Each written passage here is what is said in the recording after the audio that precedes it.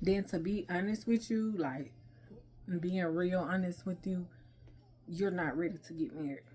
Because that marriage right there is going to be built on conflict. It's going to be bitter. It's going to be not an honor to God, okay? So that's something you need to work on. That's something you need to start praying about, asking God to help you set your tone in the way that it honors Him so that you will be humble, you will be peaceful, you will be respectful, you will be submitting to your husband. Okay, so let's go to the next one. So, your response reveals if you're building a marriage that honors God in unity and love, or is it conflict? If you speak disrespectfully to your pastor, first lady, boss, children, neighbors, that same tone will follow into your marriage because it's a cycle.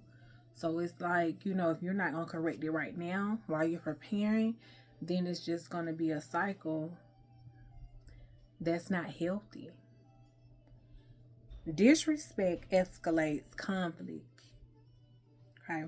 So raise voices in a disrespectful raised voice, it invites a raised voice.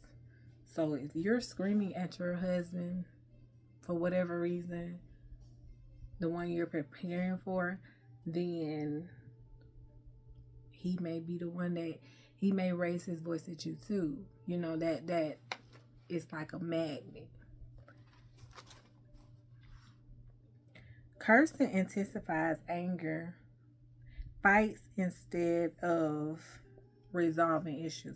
So cursing can intensify anger, it can intensify fights, it can intensify an unhealthy marriage, and it won't solve any issues. The issues are still going to be there and maybe even worse. Because once you're building that anger with those cussing words at each other, that's bitterness. That's unforgiveness. Is a sin.